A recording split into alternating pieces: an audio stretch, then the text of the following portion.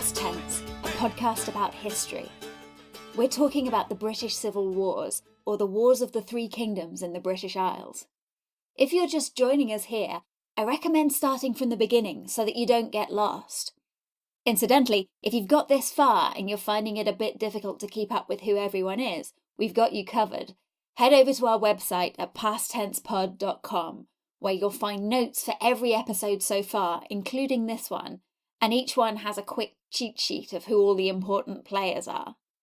There are going to be quite a lot of Charleses and Williams and Thomases hanging about the place over the next few weeks, so if that's helpful to you, do by all means use it.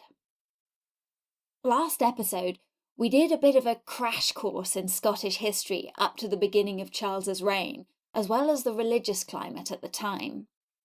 Religion was important in Scotland not just because it was intensely personal, but because the Scottish Church found itself in opposition to the secular government on a fairly regular basis, as opposed to in England, where the Church was inherently tied up with the government and the king was the leader of both. This time, we're going to be heading back to Scotland, but I want to tell you in advance, this is where it all gets a bit messy. The stuff we're going to be talking about over the next few episodes is all going to be happening at once. So today we'll look at Scotland, next episode will be Ireland, and then we'll circle back around again to England and tie it all together. I promise this is a more sensible way of doing it than it sounds, and hopefully it'll mean that nobody gets lost on the way. Shall we get stuck in? When we left Scotland last episode, Charles's government and the popular end of the church were not getting on well at all, and riots had just broken out in Edinburgh over the Book of Common Prayer, which had just been introduced by Charles and his Archbishop of Canterbury, William Laud. Those riots were not only participated in mostly by ordinary people, but they were framed as being about ordinary people. Legend has it that the first person to throw a stool in St Giles's Cathedral in Edinburgh was an ordinary woman, and of the people arrested for participation, a good number were female servants. In fact, it's a running theme of the observations about the riots on the 23rd of July 1637 that they involved a significant number of women. Actually, good anecdote, there was a rumour for a while that some of the women involved in the riot were actually men in disguise because they threw their stools such an impressive distance.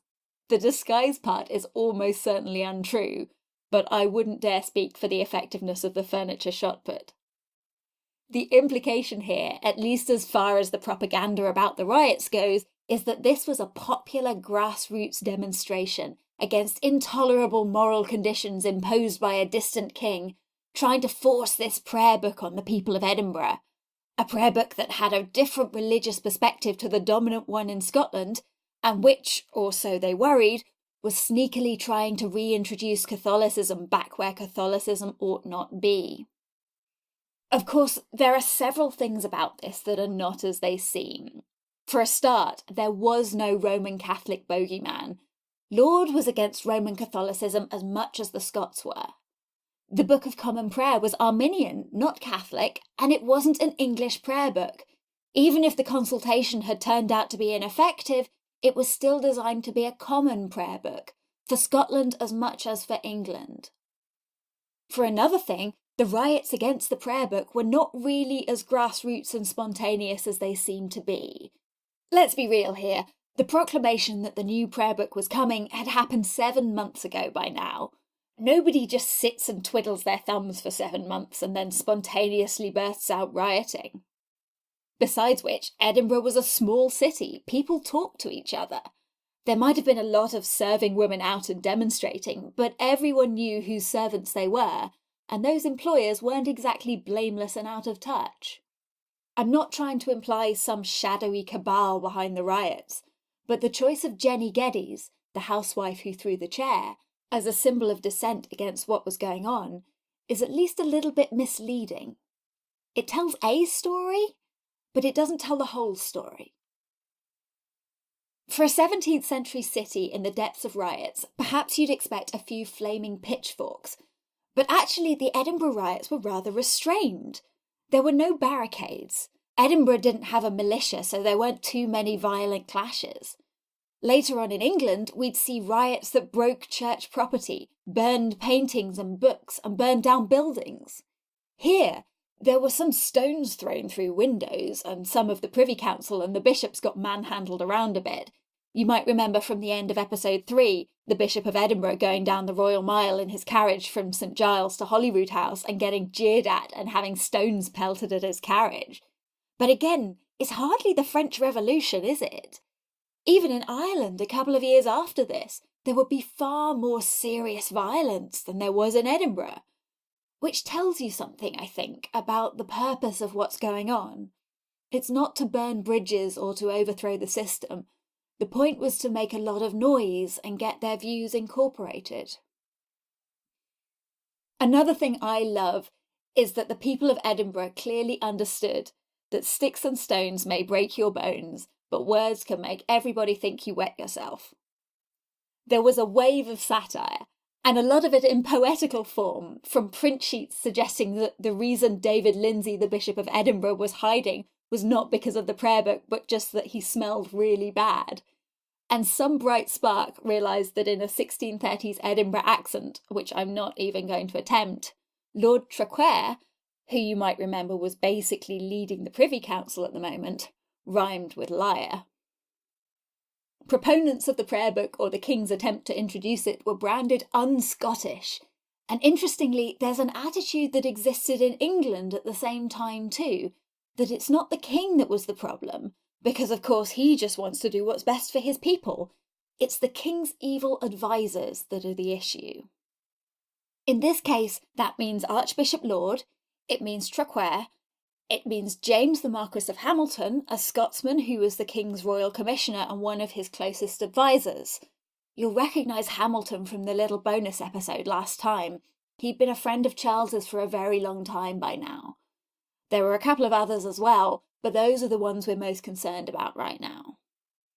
The attitude of the king doesn't know what he's talking about, but we can help, is, I think, another piece in the puzzle of how the monarchy was viewed in Scotland, and indeed in England, at the time, that makes it quite different from later revolutions. Because it's not that people decided they didn't want a king, or even that they wanted to limit his powers or temper them with some kind of broader democracy. In 1637, what people wanted was for the system as it stood to work, and not to be abused. A lot of the rhetoric of about this time isn't forward-looking or trying to build a new, better future.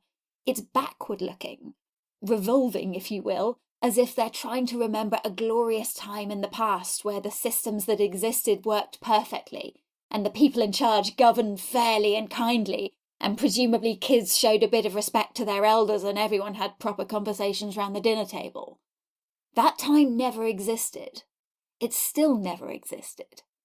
But there's this story we tell ourselves today of the before time, where everything worked like it was supposed to, and I suppose for us today it's that people kept calm and carried on.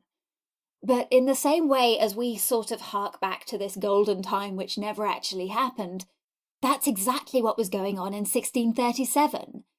In Scotland now, their problem was with the possibility of unscrupulous politicians and bishops sneaking Catholicism back into the halls of power, where it wasn't wanted.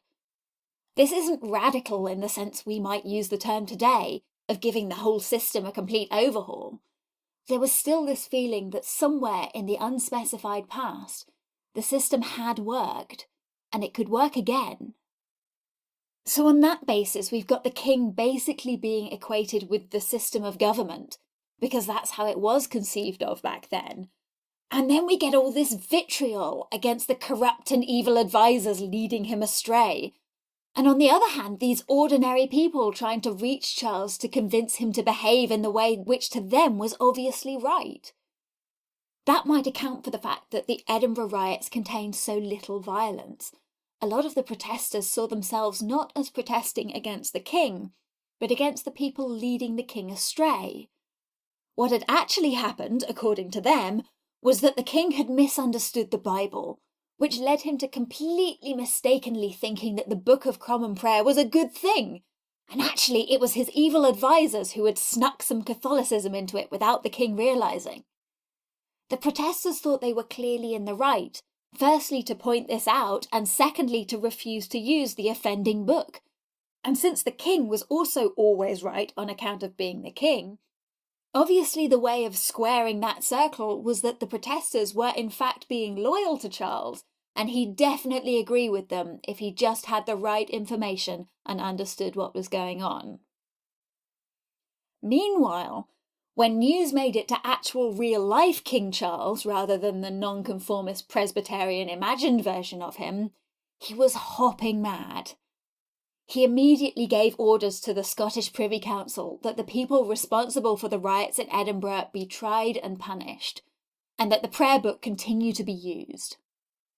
But within a few weeks of those orders arriving in Scotland, a collection of ministers from around Scotland sent various petitions of their own to the Privy Council to be passed on to Charles, basically saying, "Please don't make us do this, we don't want to get chairs thrown at our heads."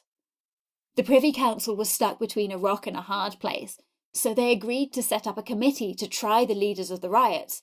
But in the light of recent events, they decided that what Charles actually meant was that everyone had to buy the prayer book, but maybe it would be a bit wiser to not force them to actually use it yet.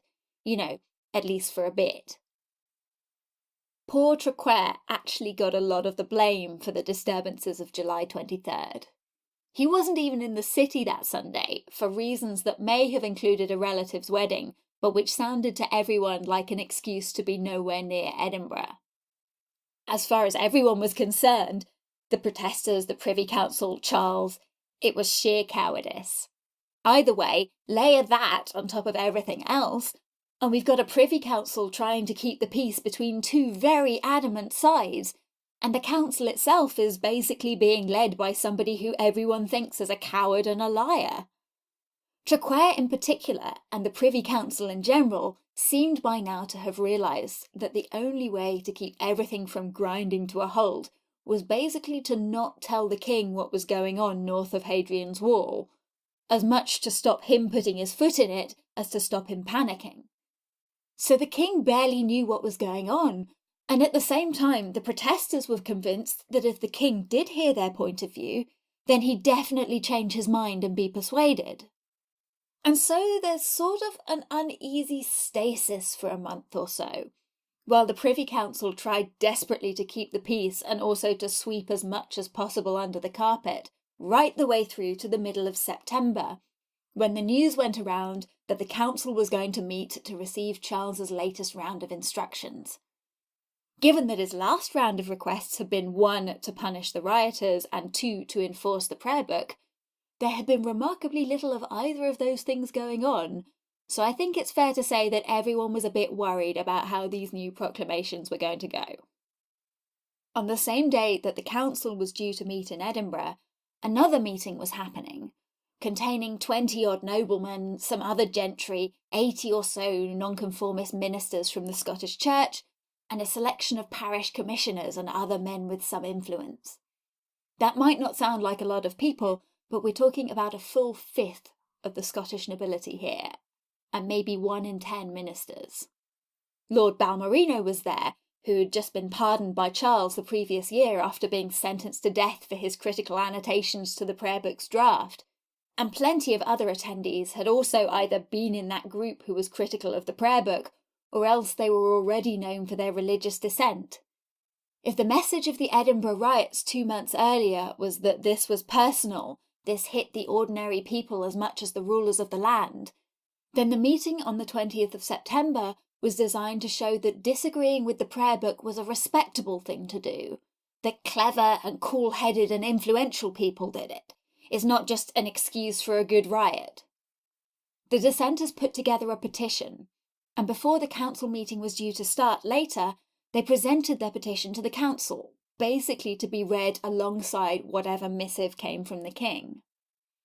The king, in his defence, still had no real idea of what was going on in Edinburgh, and on the basis that for him it was entirely reasonable and nothing at all had changed to make it a stupid thing to do, his orders for the Privy Council were to 1, punish the rioters, and 2, enforce the use of the prayer book. He didn't acknowledge that this was, let's face it, a near impossible thing for the council to achieve. There were no concessions, no guidance. To be fair to Charles, nobody had told him how serious the situation in Edinburgh was. And also, to be fair to him, that's probably because he blew up at anyone who tried to explain it. For his councillors, it was a complete dilemma. There was no way to win. And from there it grew, from having been a matter of a few words out of place, a nuanced difference between English Arminian worship and Scottish Presbyterian worship. The Book of Common Prayer became a symbol of all that was terrible and ungodly, something to be denounced in its entirety at all costs. In October, Charles ordered the Privy Council to expel all the protesters from Edinburgh, and also to go and sit in Linlithgow themselves, where it would be quieter. The protesters had no intention of leaving Edinburgh, and there was another wave of riots over the next few days, and another supplication drafted up, which again Charles entirely ignored. This time, the supplication had gone from having fewer than 200 signatures to nearly 500 from all over the lowlands. The poor Privy Council had no easy way to go forward, and it wasn't helped by the fact that most of them weren't in the capital anymore, and there weren't enough of them in Linlithgow to reach quorum and get anything actually productive done. They were left flailing wildly. Charles was being completely pig-headed, even if we take into account the fact that nobody was telling him what was going on in Scotland anymore, in case he got angry at them or tried to have them arrested for treason. And at the end of 1637, the only people who were really able to move forward in any way were the protesters. By the end of December, it got so bad, and the exchange of information between Charles and his councillors got so sparse, that Traquair was summoned down to London to talk to Charles in person. He got there, only to discover that the other Scottish lords had ratted him out to Charles for trying to deal with the protesters and smooth things over. Now the king had the chance to find out what was actually going on, first-hand from the man who had to deal with it. But he was a bit preoccupied. If you remember a few weeks ago when we were talking about what was going on in England, November 1637 was when the judgment for John Hampden's ship money case came out, and had just narrowly squeaked in Charles's favour. So alongside all this, he was fielding accusations of corruption, and half the nobles of England refusing to pay him money that he thought he was owed. So he was not, fairly understandably, in the mood to give people a lot of leeway when he thought they were messing him around. That said, the situation in Scotland did at least require the tiniest bit of sensitivity, and Charles didn't give it. So when Traquair made it back up to Edinburgh in February 1638, he had to present a proclamation which was possibly the most inflammatory thing that Charles could possibly have given him. I can't think of anything worse that doesn't involve saying, yes, you guys were right all along, we're going back to Catholicism. Charles gave not an inch. He wanted the prayer book to be used actively by everyone, and he directly associated it with himself, rather than with his bishops and with Laud, like the Scottish Privy Council had been trying to do up to this point. If the protesters disagreed with the prayer book, it was now with the king's own personal will, directly stated by him. There was no longer any hiding behind the idea that the king would definitely understand if only his wicked advisers would stop leading him astray. The proclamation was read out in Stirling on the 19th of February, and repeated in Edinburgh and Linlithgow over the next few days, and by the very next week the protesters had their response. They wrote what they referred to originally as a confession of faith, in the Christian tradition of everyone standing up and declaring together what they believe in. I don't know when exactly they chose to give it its final title, which refers to a solemn religious promise, but within the week this thing was drafted and edited and copied out to distribute around the country. And on February the 28th, 1638, in Greyfriars Kirk in the middle of Edinburgh, the document we know as the National Covenant was first read out, considered, and signed. If you've ever been to Edinburgh, you'll probably have walked past Greyfriars Churchyard. It's smack bang in the middle of the old town, a beautiful church surrounded by this peaceful ancient graveyard and a view of the castle in the background. This is probably a very silly thing, but Edinburgh Castle always seems to me like it's been there forever. Like somewhere back in the mists of time, a group of marauding pre-Scotsmen just happened across a castle grown straight out of the rock and decided to go and live in it. It somehow has this feeling of permanence to it. Like it doesn't matter whether it happened to be held by the Scottish or the English at whatever point in history, the castle was still this running thread through the entirety of Edinburgh's history, immovable and unchanging no matter what was happening around it. That's all terribly fanciful, I know, but if you're in Edinburgh, you can go and stand in the graveyard of Greyfriars Kirk and look up at the castle. And whenever I do these days, I always think about those men signing the National Covenant nearly 400 years ago, looking up at the castle and deciding which monolith of society was more important to them, their church or their king. Which is more dependable, more permanent? And making their choice. At the risk of this turning into a bit of a tourist announcement for Edinburgh, you can actually go into the National Museum just across the road and see the original copy of the National Covenant signed in Edinburgh that day.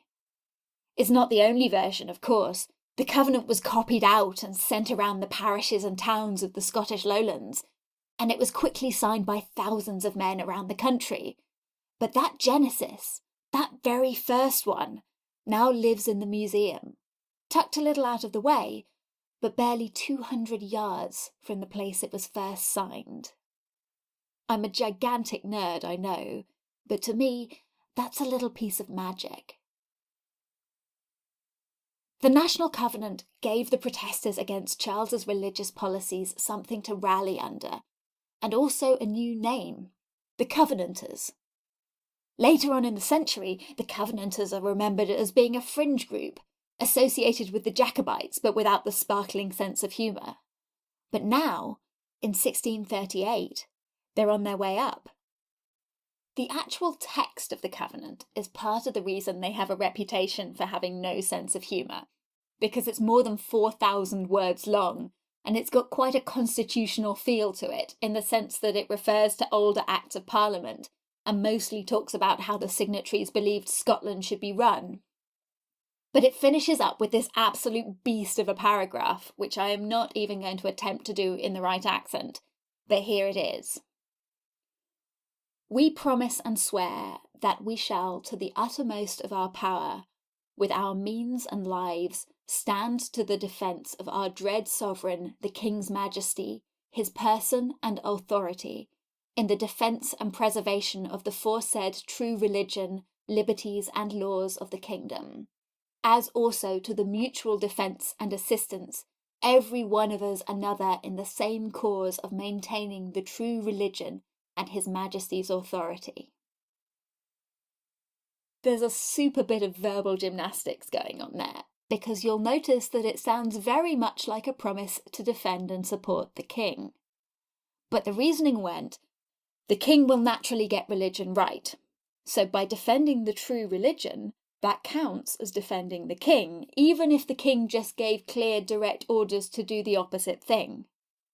The majority of the men who signed the National Covenant probably didn't diligently read all 4,000 words of it, but they knew what it meant. It meant defining loyalty in such a way as to choose the radical church over the king's own word. Just a quick aside here, because the signing of the National Covenant marks a small but significant switch, I think, back from the private to the political, because of course the only people who signed it were men. Jenny Geddes and co. had done their job, registered their objections, joined in as far as they were allowed to, and now we go back to the men doing the politics and the legalese and the serious business again. Hooray. Anyway, having taken Edinburgh by storm, copies were quickly sent around Scotland to be signed by other local ministers and leaders, which is not to say that all of the local leaders did sign it. Just as England didn't speak with one voice for or against the king, in Scotland there was plenty of division too. Parts of the Highlands were pro-episcopacy, just like Charles was, and in fact some Highland areas were still holding out as Catholic, and wouldn't be signing any Presbyterian declaration anytime soon, thank you very much. Other places were just moderate. Ministers in St Andrews and Crail refused to sign the National Covenant, and in fact a group of ministers in Aberdeen, known as the Aberdeen Doctors, refused to sign it for a whole year, despite increasing pressure from Covenanter leaders. Generally speaking, the Highlands were a lot slower than the Lowlands to sign the Covenant, so over March and April of 1638, some of the leading Covenanters basically went on tour around the north of Scotland, to Inverness, Forres, Elgin, to get as many of the local gentry as possible to sign it. Many of them did, but a significant number of them didn't. To Inverness, Forres, Elgin, to get as many of the local gentry as possible to sign it. Many of them did, but a significant number of them didn't. Meanwhile, at the beginning of March, the Privy Council met in Stirling. They were well aware of everything that was going on, but they quickly decided there was nothing useful they could do. Only one of the bishops actually turned up to the meeting, and no one was about to defend them in their absence. Besides which, the council was effectively useless now. They weren't going to be the ones to change anything. In May, Charles decided to get the big guns out, and sent the Earl of Hamilton out to Scotland. Hamilton was a Scotsman, but he'd lived most of his life in London at court. Even so, he was probably best placed among Charles's Scottish advisers to go up to Scotland and mediate, if only because he'd kept a low enough profile so far that he wasn't directly identified in Scotland with Charles's religious policies. The issue, unfortunately, is that Hamilton was not a very good negotiator. He was often most interested in or distracted by personal gain. Subtlety and diplomacy weren't his strongest suits. He had a tendency to get on people's nerves or to try and lord it over them. If he were a character in a book, I'd have a soft spot for him as a flawed man in a difficult spot. But of course history is real life, and that makes all the difference. So let's just say that I find the Earl of Hamilton fascinating and very human, for all that he infuriated a lot of people. When Hamilton came up to Scotland, he brought as many Scottish people as he could find from the English court, essentially to try and exert as much influence over them and their tenants and vassals and friends as he possibly could. It was a good gambit, but it completely underestimated the popular support of the Covenant, which by now was huge, especially in the southern half of Scotland. But his job wasn't to get the Covenanters to capitulate. He knew that wasn't going to happen before he even made it to Edinburgh, and Charles knew it wasn't going to happen either. Hamilton's job was essentially to keep everyone relatively calm and try and buy Charles some time, while he covertly tried to drum up some troops in England to take up north and crush what he rightly saw as an imminent rebellion. So this was round about June 1638. At the same time, the Covenanters were getting organised. It's really interesting because they had this rhetoric of being very democratic, very grassroots. They elected a new president every day for June and July, basically to make sure it looked like everyone was getting a chance to join in and nobody was left out. This is incredibly forward-thinking for 1638. There's this whole narrative of popular support for the National Covenant, with the common folk as involved in it as the men at the top. Of course, this isn't actually true. I've said before, in Scotland far more than in England, there was a culture of being visibly chummy with your local lord. But alongside that, there was a huge expectation of loyalty, and that's exactly the same with the Covenanters. So let's not get too excited about how progressive all this sounds. Sure, lots of people were allowed to join in, come to the debates, sign the piece of paper, but there actually was a small group of noblemen behind the scenes, keeping everything on course, making sure everyone towed the line, even if somebody else had just been elected president for the day. At this point, those were Lord Rothes, the Earl of Loudon, and the Marquess of Montrose, as well as Alexander Henderson, a leading clergyman very much on the radical end of Presbyterianism. Even the original signing of the Covenant at Greyfriars Kirk in Edinburgh was carefully managed by social rank. But actually the Covenanters too seem to have grasped the idea that Charles might be tempted to shut them up by force, and they prepared for it, and also sent emissaries up to the Highlands, including Aberdeen again, to have another go at winning over the Aberdeen doctors and all the other people who'd refused to sign the National Covenant first time round. They weren't completely successful at that. But by the time July came around, it was obvious that the Covenanters were making military preparations, and so was the king. Unfortunately for Charles, a phrase I feel like I'm using quite a lot at the moment, he'd been a bit over-optimistic about how many people in England might want a war with Scotland. He didn't have as many troops or arms as he wanted, so he also started playing nice with the Highlanders, and also pulling some troops back across from Ireland. Oh yes, there's stuff kicking off in Ireland as well at the minute, which we'll get to in the next episode. And he really needed Hamilton to stall everyone for a bit longer so he could get them together. He did this in two ways. Firstly, by trying to get Hamilton to make all the Scots sign a confession of faith from 1590 as a sort of replacement to the National Covenant, which basically everyone, including Hamilton, seems to have rolled their eyes at. And secondly, by calling a General Assembly, which would include bishops. This was a pretty good move, actually. Immediately, the Covenanters started arguing about who should and shouldn't be allowed to join in a General Assembly. Should there be bishops? Should there be non-churchmen? Should there be anyone at all who disagreed with the Covenanters? And so forth. And it bought Charles an extra few months to try and get his armies together. Eventually, at the end of September, it was agreed that a General Assembly would meet in Glasgow on the 21st of November. The question of who should be allowed to join the General Assembly was a big one, which really showcases, I think, how narrow the thinking of the Covenanters was. They didn't want bishops to be present because they thought bishops didn't have authority to make decisions. But on the other hand, they thought only their own church leaders had that authority.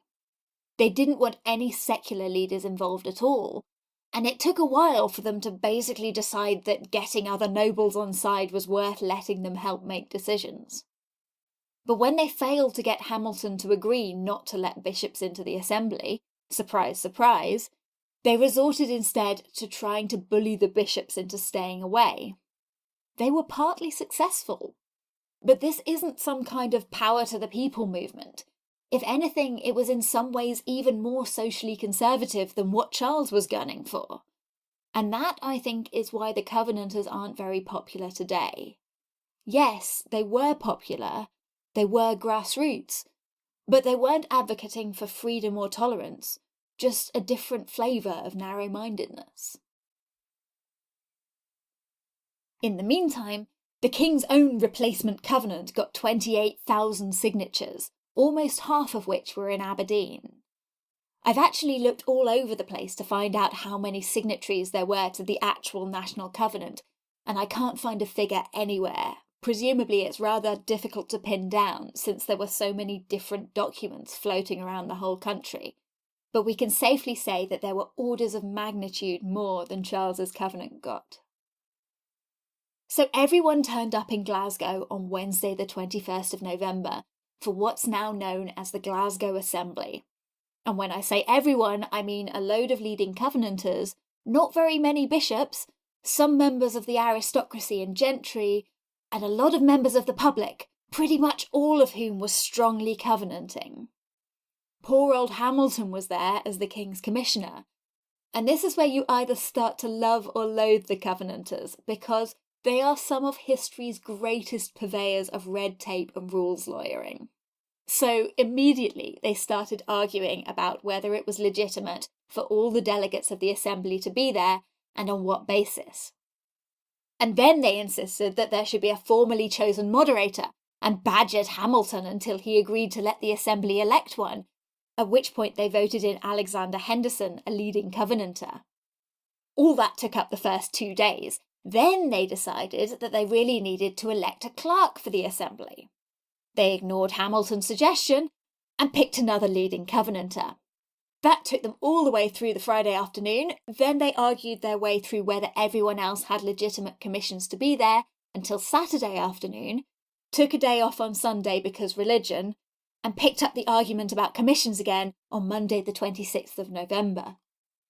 On Tuesday the 27th, Alexander Henderson, the moderator, asked if he could nominate some advisors to assist him with all his paperwork, and promptly nominated 15 friends to help him out. So that's the first week of the Glasgow Assembly.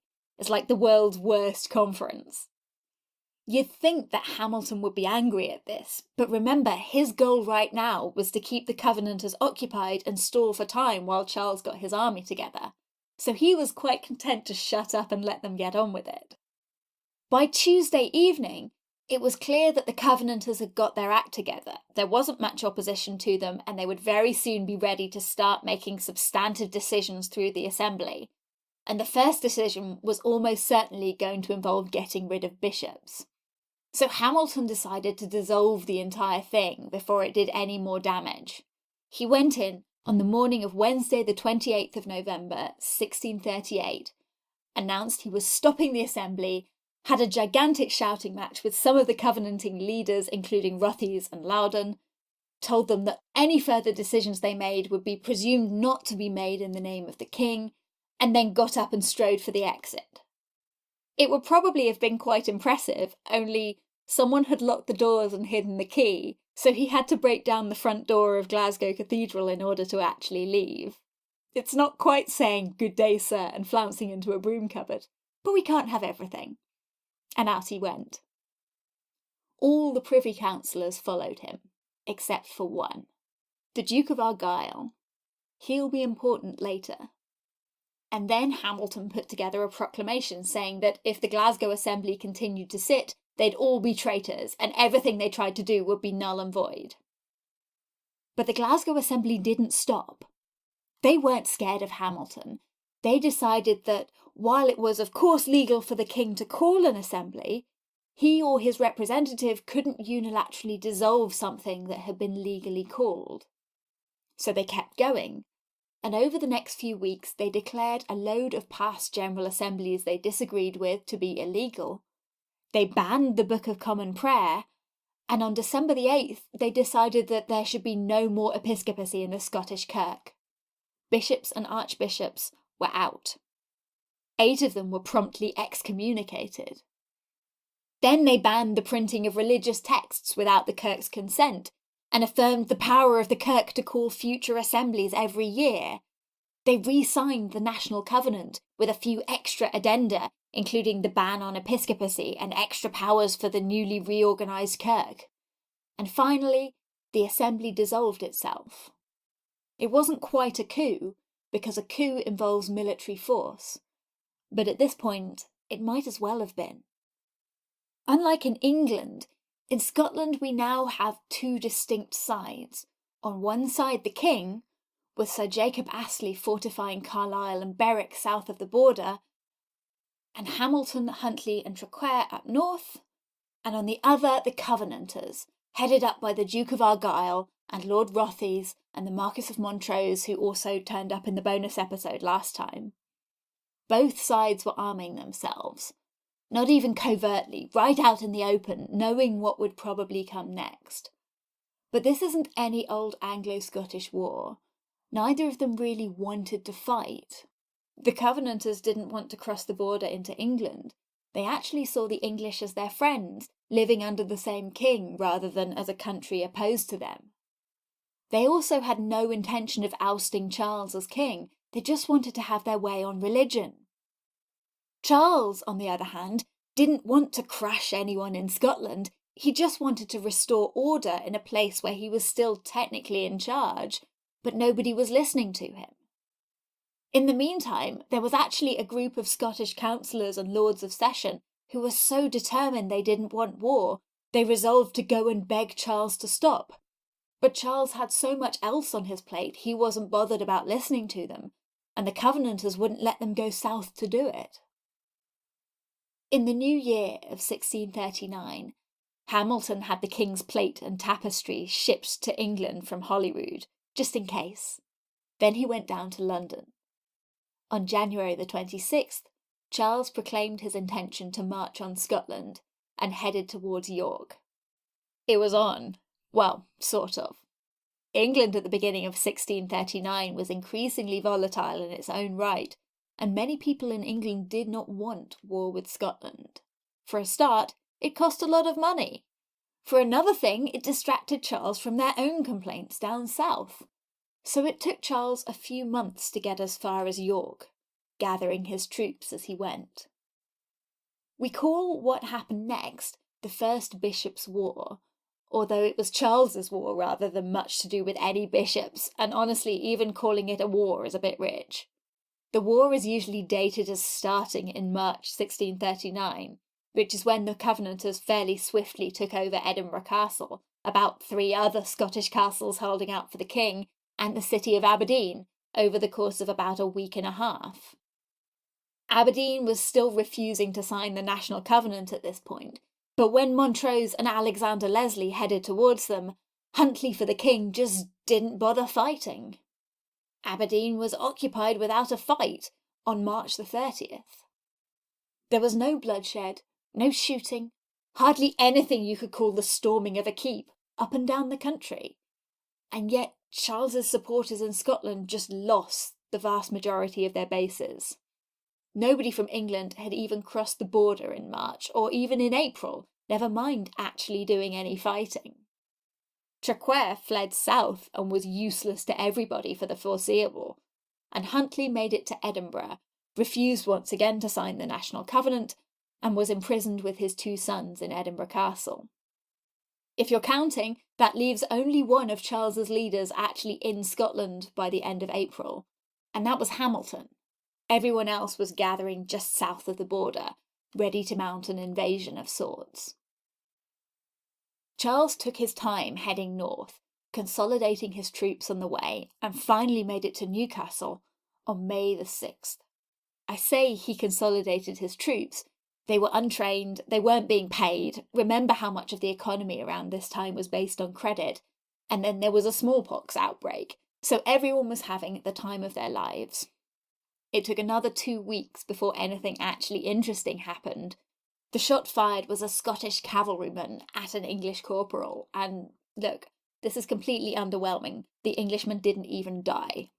It was a tiny little skirmish on the banks of the Tweed. After the Englishman was shot non-fatally in the chest, his side shot and killed the offending Scotsman, and then both sides ran away back the ways they come from. Hooray! 3 days after that, Britain experienced a solar eclipse. All the celestial signs were saying, let's not do this war. So they didn't. Both sides spent another couple of weeks trying to get their various respective troops together and posturing wildly. The Covenanters weren't actually doing much better in terms of number of troops and armaments. And then at the beginning of June, Charles sent a messenger to the Covenanter leaders asking to go and negotiate. He was playing for time again, waiting for troops to come across from Ireland and the Highlands, but the Covenanters agreed, and on the 19th of June they signed a treaty known as the Pacification of Berwick, in which the Covenanters promised to stand down, and Charles promised to withdraw his troops, and to allow the Scots a free General Assembly and a free Parliament. Crucially, both sides were most concerned about getting the peace out of the way so that they wouldn't be attacked by what each side thought were superior numbers. So they kept the terms vague and resolved to hammer out the details in more depth later. But there you go. That's the end of the First Bishops' War. Wasn't it exciting? It's always nice not to overstretch yourself on the first go.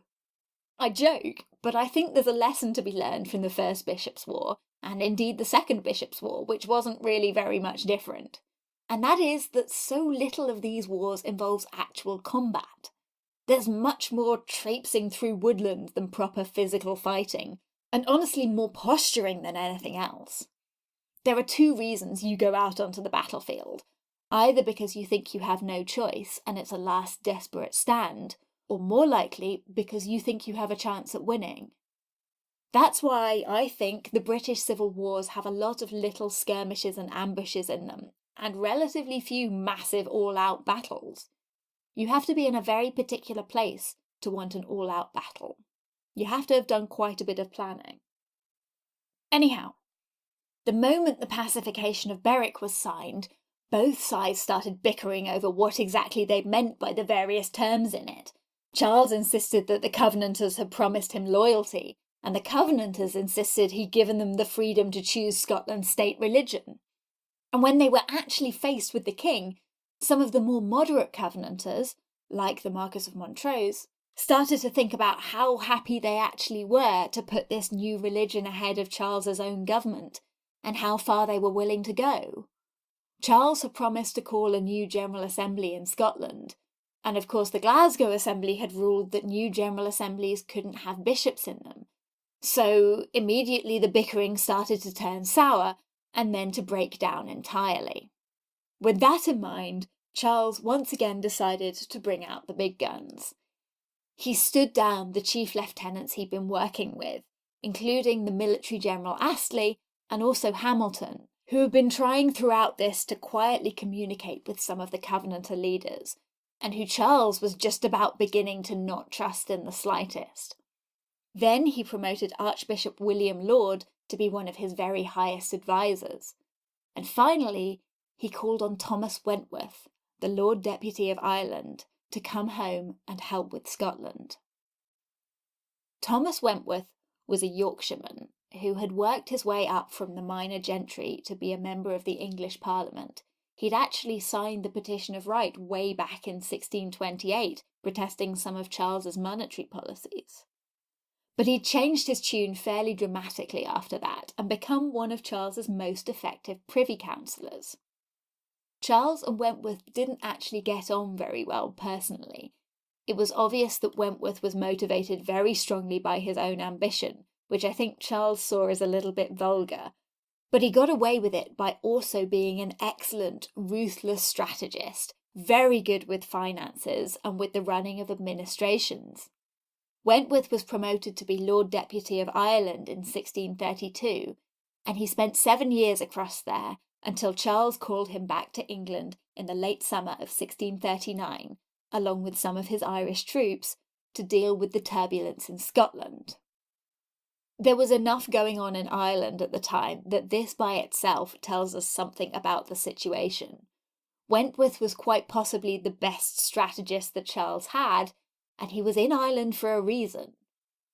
So the fact that he was summoned back should start ringing some alarm bells for us by itself. But Wentworth was great with secular administration, and that's what he thought the issue was. He thought the Scots' problem with Charles was his heavy-handed government. He didn't factor in the religious issues at all. Wentworth was tone-deaf when it came to religion. And at any rate, his appearance turned out not to be enough. By the end of 1639, it became very clear that Charles was trying to subdue the Scots by force rather than to reach any kind of compromise, and as it stood, that tactic just wouldn't work. But there was no way Charles was going to be able to win in any kind of military way without the support of the English administration. It had been by now 11 years since the last Parliament had been dissolved. A lot changes in 11 years. Can you remember where you were and what you were doing 11 years ago? England had changed. Britain had changed a lot in 11 years. And perhaps Charles and everyone else had forgotten how much of an obstruction the English Parliament had been. Perhaps the matter of the Scottish Covenanters was so pressing now that he thought that dealing with another English Parliament was the lesser of two evils. Either way, on the 13th of April 1640, the king called another Parliament and brought an end to his personal rule. Not in a blaze of glory, but in desperation. It lasted 3 weeks. We call it the Short Parliament. And this is where Charles really got a wake-up call. Just because he had been ruling by himself down in England didn't mean that everything was going absolutely fine down there. With all the groups in all of his territories who were starting to turn on him, he was going to have to cooperate with somebody sometime, or else England and Scotland and Ireland would start to implode. And I'll give you 3 guesses as to how that one would go. First 2 guesses don't count. Next episode, we're going to head west to Ireland to talk about the situation there, which was already at least as volatile as it was in Scotland, and also to see what Thomas Wentworth had been doing for the last few years before he was called back to England. Past Tense is brought to you by Feasibly Productions. It was written by me, Fiona Barnett. The producer is Emily Benita, and the sound editor and technical producer is Ali Alnajar. The historical consultant was Mary Jacobs, and the music was written and performed by Harry Harris. You can find notes for this episode, including a bibliography and a list of key names, because I know there are a lot of them, on our website at pasttensepod.com. For this episode, I've relied quite heavily on the work of Professor David Stevenson, which is an absolute joy to read. If you like what we do here, you can help to support our work at patreon.com/pasttensepod. We're also on Facebook and Twitter as Past Tense Pod, so do drop in and say hello. And if you could possibly find a moment to review us on iTunes or wherever you found us, we'd be delighted. That and telling your friends are the best ways there are for us to get past tense to people who might enjoy it. In the meantime, we'll be back in 2 weeks. Hey!